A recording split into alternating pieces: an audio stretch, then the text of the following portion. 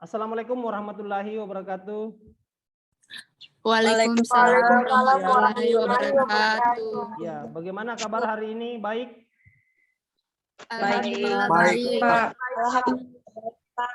Ya, jadi sebelum saya share mata kuliah ini, lebih bagusnya kita berdoa menurut agama dan kepercayaan kita. Semoga apa yang kita lakukan ini bisa bermanfaat untuk kita semua. Saya tunjuk untuk Teresia untuk berdoa dulu. Ya, silakan Teresia. Teman-teman, sebelum kita memulai pembelajaran kita, baiknya kita berdoa menurut keyakinan kita masing-masing. Doa dimulai.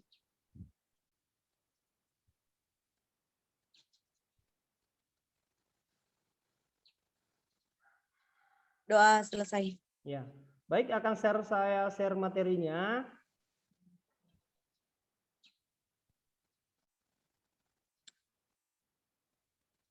Burik ke dalam, Mbah. Ya, jadi ingat kota tingkat tolong di data temannya yang hadir, laporkan ke saya nanti yang tidak hadir.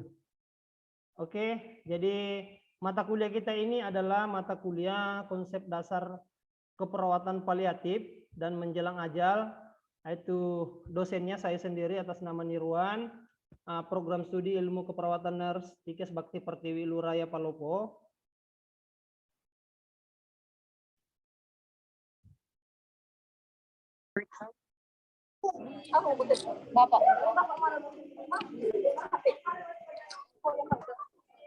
Ya, jadi mata kuliah ini adalah keperawatan menjelang ajal dan paliatif.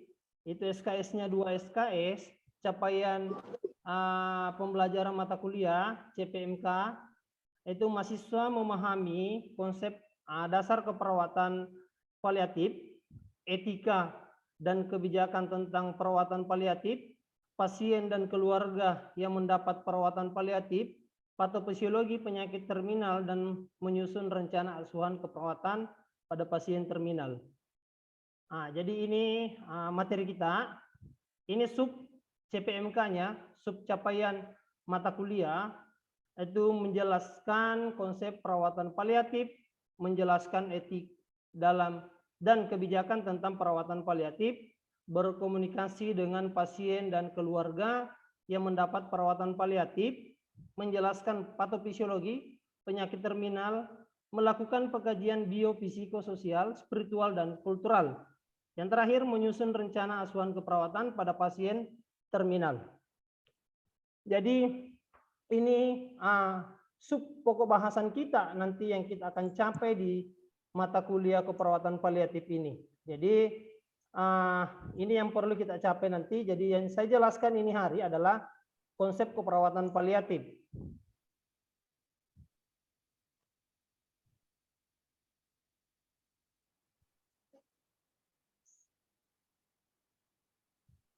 Ya, adapun deskripsi singkat mata kuliah ini mempelajari tentang konsep dasar keperawatan paliatif, etika, kebijakan, teknik menyampaikan berita buruk, komunikator, kebutuhan psikologis manusia, pasien paliatif, manajemen nyeri, berbagai macam terapi komplementar, tujuan agama dan budaya tentang penyakit kronik. Nah, ini deskripsi singkat mata kuliah kita.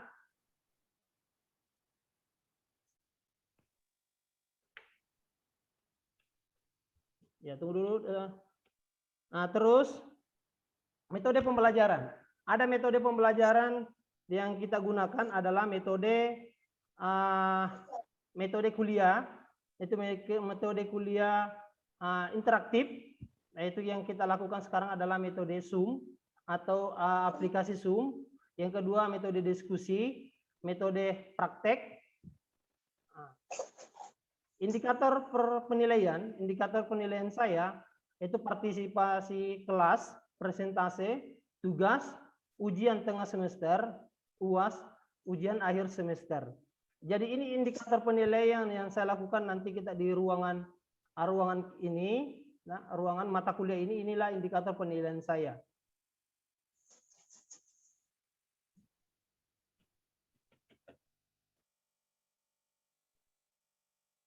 Ya. Jadi sekarang ini boleh kalian perhatikan gambar yang ada di atas. Yang pertama adalah gambar terminal. Ini gambar terminal, gambar menjelang ajal, gambar kematian. Jadi artinya yang di atas ini, atau ada yang bisa jelaskan ini yang di atas? Ada yang bisa jelaskan? Bisa maknai yang materi yang di atas? Oke, saya akan jelaskan. Ini terminal itu adalah ada orang yang mendorong pasien, berarti pasien yang gawat.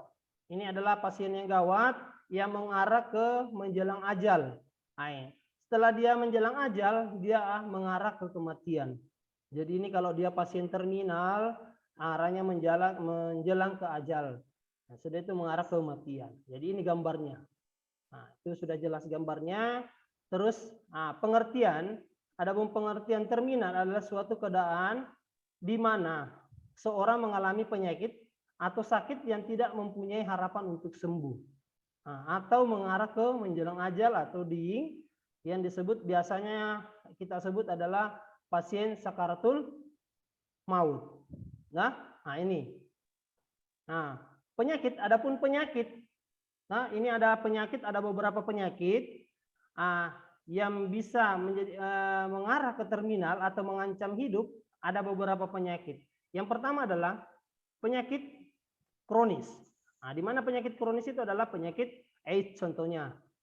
Terus yang kedua, kondisi keganasan. Kondisi keganasan seperti CA, kanker.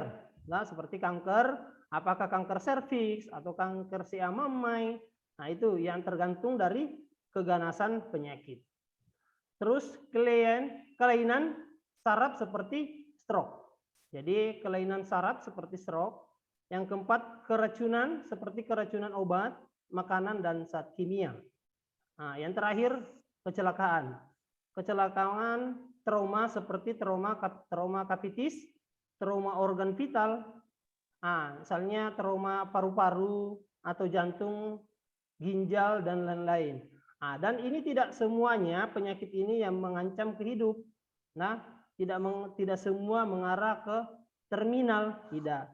Tergantung dari kondisi penyakitnya, tergantung dari keparahannya. Nah, itu.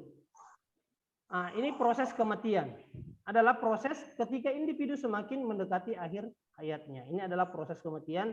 Kondisi ini biasanya disebabkan oleh sakit yang parah atau oleh kondisi lain yang berujung pada kematian individu. Jadi tergantung dari kondisinya, tergantung dari tingkat keparahannya. Nah, itu biasa disebut dengan penyakit terminal. Nah, inilah proses dalam kematian. Nah, biasanya respon terminal yang ditunjukkan setiap individu berbeda-beda. Jadi ingat, responnya orang itu, pasien terminal itu, responnya berbeda-beda. Responnya berbeda-beda, ya pasien yang satu dengan pasien yang lain. Respon yang mana dimaksud dengan responnya? Biasakan pasien menjelang ajal itu ada yang berteriak, ada yang tenang. Pernah mungkin kalian lihat di salah satu keluarga atau pernah lihat di rumah sakit, ada pasien yang menjelang ajal berteriak. Entah berteriak sembarang apa dia bilang, udah lama meninggal. Ada juga tidak disangka-sangka langsung meninggal. Nah, makanya dikatakan di sini respon individu itu berbeda-beda. Nah, itu yang dimaksud. Tujuan perawat terminal. Apa tujuan kita sebagai perawat terminal? Perawat menyiapkan dukungan dan bantuan bagi klien.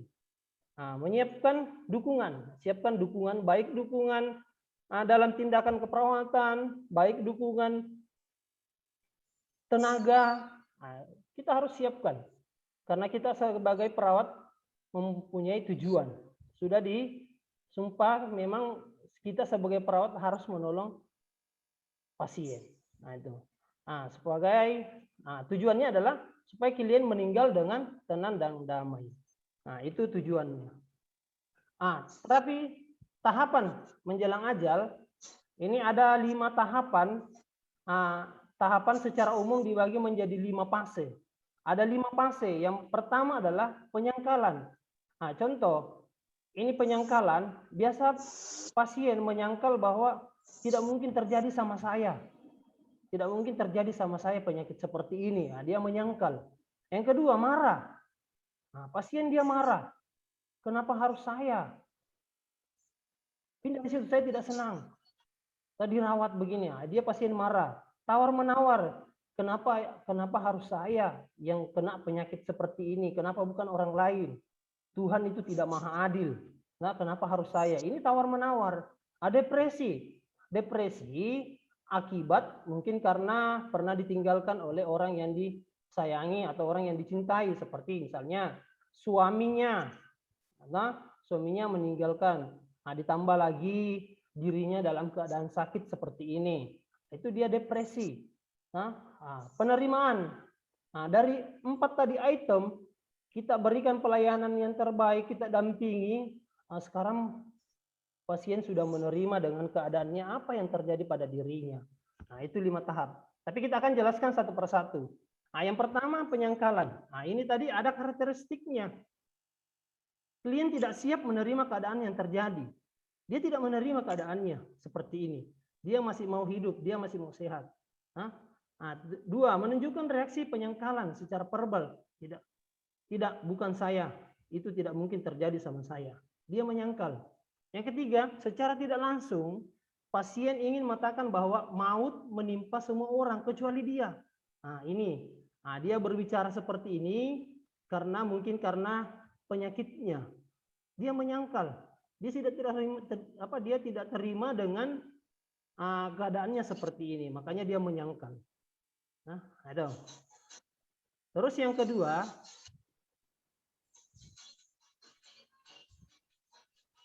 tugas perawat. Apa tugas perawat dalam tahap ini?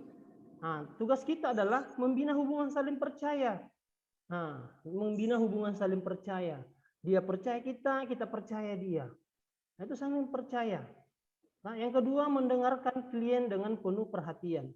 Kita dengarkan keluhannya. Apapun keluhannya, biarkan dia bicara. Biarkan dia mengeluarkan semua unek-uneknya.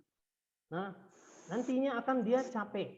Dia capek sendiri untuk mengungkapkan. Kalau dia sudah berhenti mengungkapkan, baru kita sebagai perawat masuk untuk memberikan pemahaman. Memberikan pemahaman supaya terkait tentang penyakitnya, terkait dengan memberikan semangat, supaya pasien bisa mimpi tentang hal-hal yang menyenangkan. Contoh, kita sampaikan bahwa Ibu, Bapak, kalau Bapak, jangan ingat yang sekarang-sekarang, ingat yang masa-masa dulunya, yang pada saat kita senang-senang, sama keluarga tak senang, ingat yang itu supaya kita bisa tenang, tidak ada beban di dalam diri kita. Nah, ingat yang baik-baiknya. Tinggalkan, jangan ingat yang sekarang ini. Ingat yang dulu-dulunya. Nah, itu. Terus marah. Nah, ada yang marah, misalnya tadi marah, karakteristiknya adalah mengekspresikan kemarahannya. Sekarang kalau dia marah, mengekspresikan mukanya. Kita lihat bahwa ternyata ini orang marah dengan ekspresi mukanya. Nah, itu kita lihat, dia marah. Terus yang kedua, menunjukkan kemarahannya. Menunjukkan dia tadi kan hanya mengekspresikan, sekarang menunjukkan kemarahannya, kebenciannya, cemburu. Nah, misalnya menunjukkan kemarahannya, cemburunya. Jangan. Kenapa cuma itu dia sayang? Jangan suruh masuk ke ruangan saya, suruh keluar. Nah, itu dia menunjukkan kemarahannya. Emosi tidak terkendali. Emosinya itu seperti kalau ada orang menjenguk dia orang benci, misalnya orang dia benci, dia lempar. Nah, itu adalah emosi tak terkendali. Mengungkapkan kemarahan secara verbal. Mengapa harus aku? Mengapa harus saya yang terjadi seperti ini? Kenapa bukan orang lain? Dia marah. Terus reaksi fisik terjadi pada fisiknya adalah muka merah, nadi cepat, gelisah, susah tidur, tangan mengepal. Nah, jadi tangan seakan-akan mengepal, mau meninju kalau dia reaksi yang terjadi pada dirinya. Terus apa tugas perawat? Menerima kondisi klien. Kita menerima kondisi klien. Terima saja apa adanya dulu. Nah, berhati-hati dalam memberikan penilaian, mengenali kemarahannya. Jadi perawat harus mengenali kemarahannya. Nah, ingat di skala nyeri itu juga kita pelajari bahwa skala nyeri berat jangan dulu dekati pasien. Nah, sama dengan kemarahan. Kalau pasien marah, berlebihan, emosi, tak terkendali, jangan dulu didekati. Biarkan dia keluarkan emosinya. Nanti dia akan luluh. Nanti dia akan reda. Nah, setelah reda, perawat boleh masuk memberikan penjelasan. Itu. Ketiga, membiarkan klien mengungkapkan marahnya. Biarkan dia mengungkapkan marahnya. Nah, seperti tadi yang saya jelaskan, menjaga agar tidak terjadi kemarahan destruktif. Destruktif artinya tidak berkelanjutan. Nah, kalau misalnya marahnya lama, berkelanjutan, bagus kita mungkin libatkan keluarga. Ya, makanya di sini libatkan keluarga untuk membantu kita untuk meredahkan dia. Nah, itu tugas kita. Nah, yang ketiga, tawar-menawar. Ada juga di tahap fase ketiga ini adalah tawar-menawar. Nah, tadi saya katakan mulai sadar akan kenyataannya. Terkesan sudah menerima kenyataan, cenderung membereskan segala urusannya. Jadi tadi pertama, mulai sadar akan kenyataan. Mulai sadar apa yang terjadi pada dirinya. Nah, yang berikutnya, terkesan sudah menerima kenyataan. Dia sudah menerima kenyataannya. Nah, ternyata terjadi pada diri saya seperti ini. Nah, cenderung membereskan segala urusannya. Nah, segala urusannya mungkin dari masalah, contoh kecilnya adalah hutang piutang, ataukah mungkin ada kesalahan dari tetangganya atau saudaranya. Nah, itu cenderung untuk membereskan segala urusannya. Dia membereskan dulu. Tolong panggilkan ini. Nah, tugas kita perawat panggil. Kolaborasi dengan keluarga. Yang berikutnya melakukan tawar-menawar atau barter, misalnya untuk menunda kematian. Nah, dia seakan-akan tawar-menawar barter. Bisakah saya tunda kematian saya ini? Nah, saya mau tunggu anak saya misalnya. Nah, saya mau perbaiki sholat saya dulu. Nah, itu. Verbalisasi yang terjadi atau kenapa harus? Nah, ini verbalisasinya. Kenapa harus terjadi? Terjadi pada saya. Kalau saja yang sakit bukan saya, seandainya saya hati-hati. Nah, ini timbullah penyesalan. Timbullah tawar-menawar. Nah, inilah karakteristik tawar-menawar yang terjadi pada pasien. Nah, tugas perawat apa? Sedapat mungkin berupaya agar keinginan klien terpenuhi. Bagaimana supaya terpenuhi? Mungkin tadi dia mau membereskan segala urusannya, ya tadi tolong panggilkan keluarga yang di sebelah, tetangga. Mungkin ada kesalahan saya kemarin yang belum sempat saya minta maaf sama dia. Nah, kita panggilkan, bereskan. Nah, bereskan keinginan klien, panggilkan atau kolaborasi dengan pihak keluarga. Nah, itu tugas kita sebagai perawat. Nah, depresi atau murung. Nah, karakteristik pasiennya mengalami proses berkabung karena dulu ditinggalkan. Nah, sekarang akan kehilangan nyawa sendiri. Nah, ini depresi yang terjadi. Nah, yang kedua, klien berada pada proses kehilangan segala hal yang ia cintai. Nah, itu depresi. Menunjukkan sikap menarik diri, tidak mau bicara atau putus asa. Nah, gejala menolak makan, susah tidur, letih, dorongan libido menurun, dorongan hasrat seksual menurun. Nah, itu. Jadi inilah yang terjadi pada pasien depresi.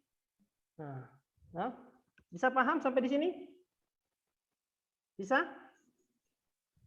Bisa, Pak. Bisa, Pak. Nah, apa tugas perawat?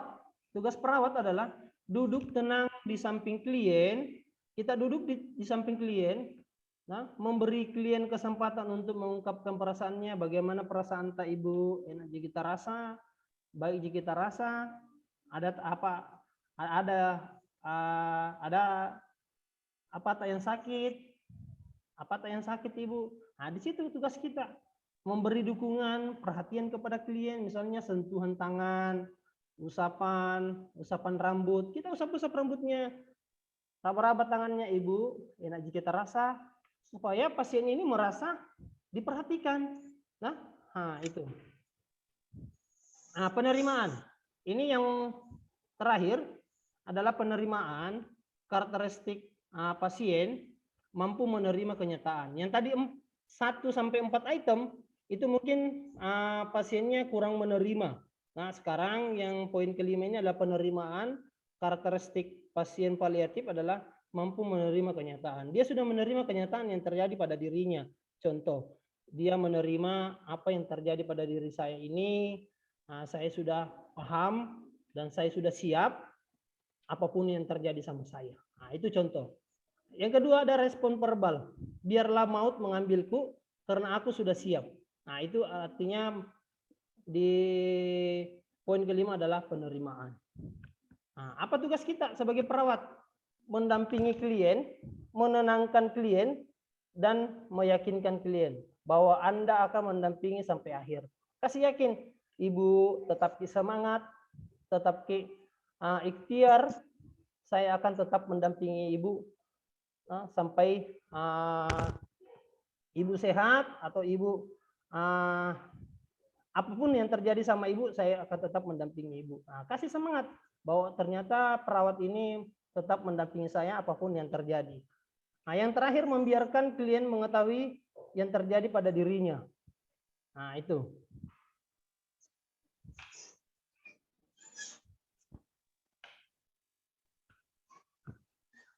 Nah, upaya perawat, apa upaya perawat dalam tahap kematian?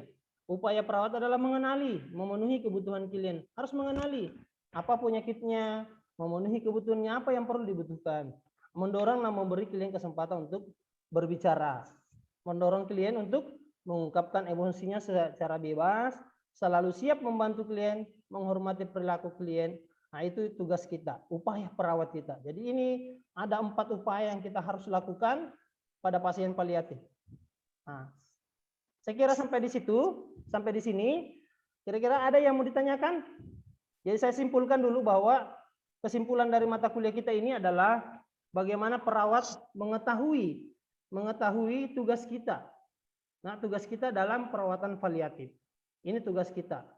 Jadi harus kita perhatikan ini. Nah, tugas kita sebagai perawat harus bagaimana betul-betul menindaki pasien paliatif dengan baik. Ya, itu. Nah, sebelum ada yang mau ditanyakan? Ada yang mau ditanyakan? Pak. Ya. Ada? Ya, silakan, Dek. Terima kasih atas kesempatan yang diberikan kepada saya. Di sini saya bertanya, kenapa sebagai seorang perawat harus kita yang mendampingi pasien yang mengalami sakaratul maut? Kenapa bukan kayak keluarganya saja begitu? Iya, oke, pertanyaan bagus. Kira-kira ada salah satu teman yang tahu? Ada teman yang tahu pertanyaan dari siapa tadi? Teresia. Ada? Kenapa harus perawat yang mendampingi pasien paliatif? Kenapa bukan keluarganya? Nah, ada? Ada? Oke, kalau tidak ada biar saya yang jawab dulu. Jadi kenapa kita harus perawat? Kita lihat dulu. Apakah pasien ini ada di rumah sakit? Kalau ada di rumah sakit pasti perawat yang mendampingi. Karena di mana kita sebagai perawat adalah tugas dan tanggung jawab kita adalah merawat pasien-pasien apapun kalau masih ada di rumah sakit. Itu wajib kita sebagai perawat untuk mendampingi. Nah, dan memberi dukungan kepada pasien, dukungan dalam perawatan. Nah, itu. Ya, tapi kalau misalnya di rumah, itu beda lagi. Boleh keluarga, boleh perawat. Kalau di rumah sakit itu adalah kita perawat sepenuhnya dan didampingi oleh keluarga. Saya kira itu, Teresia.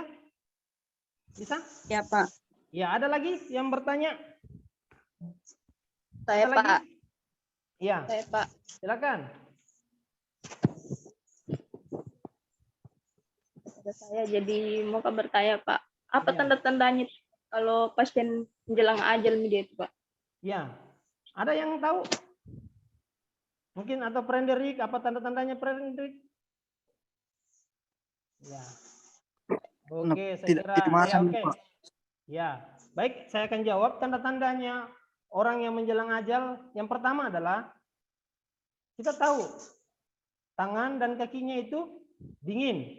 Nah, itu sudah pasti. Tangan dan kakinya dingin. Pernah lihat tidak pasien yang menjelang ajal? Tangannya dingin toh sama kakinya? Nah, itu biasa Iya, dingin. Pak. Nah, terus sudah tidak bisa makan, sudah tidak bisa minum. Nah, cairan kalau kita pasangkan infus, cairan susah masuk. Nah, mungkin karena penanya sudah mengecil. Nah, itu. Terus apa lagi? Perubahan napas. Nah, perubahan napasnya apakah dia pendek, dalam? Nah, itu perubahan napas. Napasnya normal, bedakan napas yang normal dan yang tidak. Nah, itu. Sudah? Suci? Sudah, Pak. Iya. Jadi kita harus tahu tanda-tandanya. Ya. Oke, saya kira cukup. Jadi saya kira cukup. Saya akan memberikan tugas. Saya akan memberikan tugas kepada adik-adik semua. Tugasnya untuk minggu depan buat tugas 1-2 orang dalam satu kelompok. Ada yang menjadi pasien, ada yang menjadi perawat. Ingat tadi ada pasien itu, ada 5 pasien. Jadi yang jadi pasien siapa? Yang menjadi perawat apa? Kalau pasien tunjukkan karakteristiknya apa? Menjadi perawat apa tugas kita sebagai perawat? Paham? Bisa dimengerti tugasnya? Bisa, Pak. Ya. Ngerti, Pak. Jadi minggu depan ada yang presentasi di atas. Nah, minggu depannya kita akan lanjut materi. Minggu depan yang akan datang ini kita akan jelaskan ini yang per kelompoknya. Oke, saya kira cukup. Terima kasih atas perhatiannya. Assalamualaikum warahmatullahi wabarakatuh. Waalaikumsalam warahmatullahi wabarakatuh. Terima kasih. Warahmatullahi wabarakatuh.